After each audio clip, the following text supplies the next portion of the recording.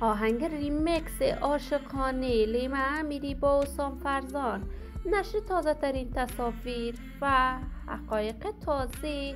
لیما امیری با حسام فرزان. لیما امیری آیا با واقعیت در رابطه عاشقانه با حسام فرزان است؟ دلیل هنرمند شدن لیما امیری چیست؟ من در این ویدیو برامون حقایق همین ماجرا خواهم پرداخت. پس در ادامه با کانال دنیا اینفو باشید.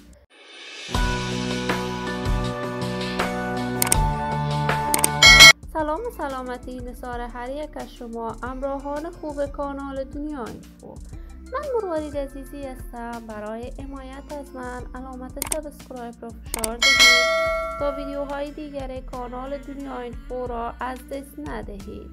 لیما امیری یک تن از مجریان با استعداد، توانا و موفق کشور، شهرت و محبوبیت هنری خاص خودش را داشته است. لیما امیری در میان مردم افغانستان علاقمندان و طرفداران رسانه‌ای بیشماری دارد و یک تن از مجریان با استعدادی است که تمامی تلویزیون‌ها در داخل و خارج از کشور علاقه همکاری با لیما امیری دارند. لیما امیری در کشور کانادا زندگی می کند و قرار است در کشور کانادا هنرمند شود. لیما امیری مژده اولین آهنگ عاشقانه‌اش را با حسام فرزان برای دوستداران و طرفداران صداش ابراز کرد. حسام فرزان و لیما امیری عاشقانه به هنر آوازخوانیشان می پردازند و حسام فرزان سرودن آهنگ دوگانه با لیما امیری را با کمال میل پذیرفته است.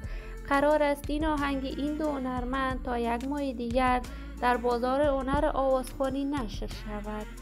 حسام فرزان در کانادا زندگی می کند، اما این که حسام فرزان با لیما امیری در رابطه عاشقانه است کاملا دروغ بوده است، ولی ما آرزوی موفقیت، سعادت و کامیابی برای تمامی هنرمندان کشور خود خواهیم بود.